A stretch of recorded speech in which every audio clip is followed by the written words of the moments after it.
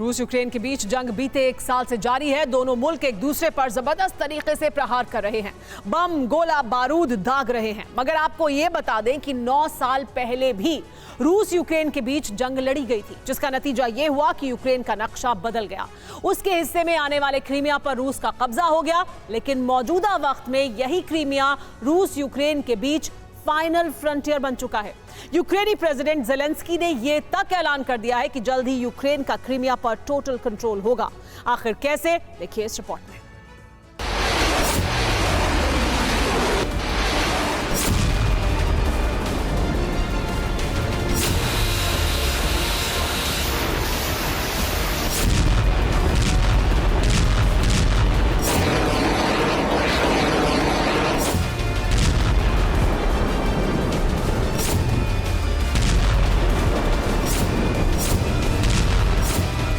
Freedom app से सीखकर आप चॉकलेट बनाते हैं क्या? अगर ऐसा है तो आप अपने चॉकलेट्स को 1 करोड़ फ्रीडम ऐप के जो ग्राहक हैं उन्हें बिना किसी खर्चे के आप उसे बेच सकते हैं।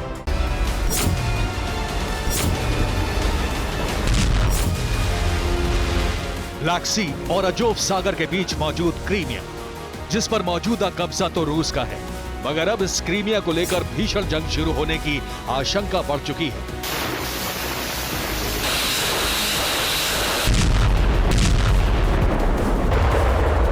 यूक्रेन की तरफ से ताबड़तोड़ प्रहार होने की तैयारी शुरू हो चुकी है और जानते हैं ये दावा किसने किया है? खुद यूक्रेन के राष्ट्रपति ज़ेलेंस्की ने।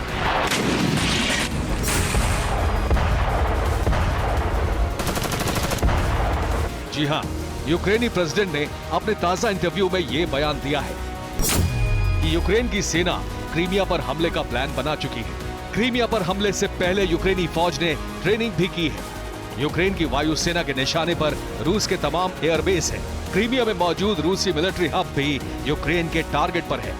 दरअसल हाल ही में पश्चिमी देशों ने यूक्रेन को लॉन्ग रेंज वेपन देने का ऐलान किया है। ऐसा माना जा रहा है कि जल्द ही ब्रिटेन, अमेरिका, इटली, फ्रांस जैसे मुल्कों से आने वाले लॉन्ग रेंज वेपन्स की डिलीवरी यूक्रेन को हो जाएगी। ऐसे में आशंका जताई जा रही है कि वेस्ट से मिले लॉन्ग रेंज वेपन से यूक्रेन सबसे पहले क्रीमिया पर अटैक करेगा और अपने हिस्से को फिर से वापस लेगा।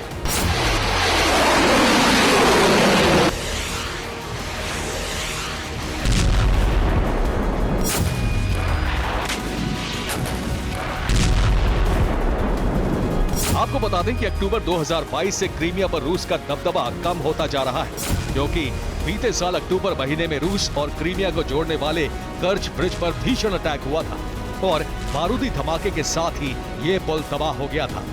कर्च ब्रिज पर हुए अटैक ने पुतिन को भी सन्न कर दिया।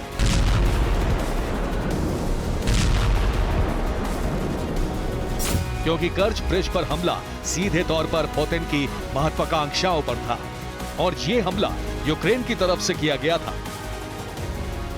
इतना ही नहीं, ज़ेलेंस्की ब्रिगेड ने नोवोफेडरोविका में रूस के साकी एयरबेस पर भी अटैक किया। ब्लैक सी और अजोव सागर की तरफ से क्रीमिया की घेराबंदी की। जानते हैं आखिर यूक्रेन ने क्रीमिया को अपना फाइनल फ्रंटियर क्यों बनाया है? क्यों क्रीमिया को अपने कंट्रोल में लेने का ऐलान किया है? इसकी वजह है क्रीमिया का अतीत। दरअसल साल 2014 से पहले क्रीमिया यूक्रेन का ही हिस्सा था। अजोव सागर और ब्लैक सी के बीच मौजूद इस शहर पर यूक्रेन का एकाधिकार था।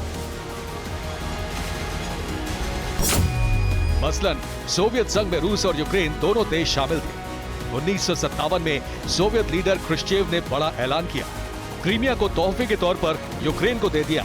साल 1991 में सोवियत संघ टुकड़ों में बिखर गया। रूस और यूक्रेन भी दोनों अलग अलग देश बन गए। इसके बाद क्रीमिया को लेकर दोनों देशों में विवाद हुआ। साल 2014 में रूस ने क्रीमिया पर कब्जा कर लिया।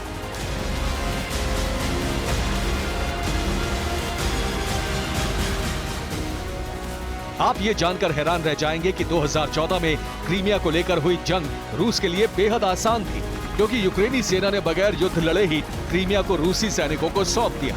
महज रात भर में ही रूसी सैनिकों ने पूरे क्रीमिया पर टोटल कंट्रोल कर लिया। बस अब उसी क्रीमिया को फिर से हासिल करने की चाहत में यूक्रेन फड़फड़ा रहा है। रूस से अपना बदला लेने के लिए यूक्रेनी सेना एक्शन में है। पश्चिमी देशों से हथियार मांगे जा रहे हैं। ताकि जल्द से जल्द क्रीमिया पर फिर से कंट्रोल किया जा सके।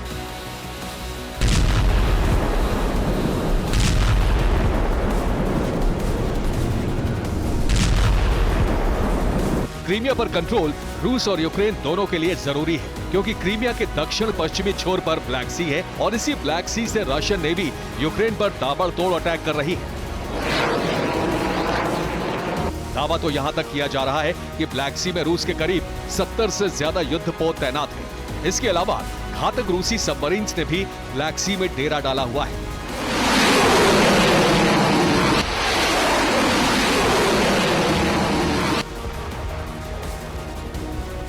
मकसद साफ है, हर हाल में ब्लैक सी पर कब्जा, क्योंकि ब्लैक सी यूरोप और एशिया के बीच में है, लिहाजा इसे गेटवे ऑफ एशिया और यूरोप कहा जाता है। लेकिन रूस यूक्रेन युद्ध ने समंदर के इस हिस्से को सबसे बड़ा वॉर जोन बना दिया है।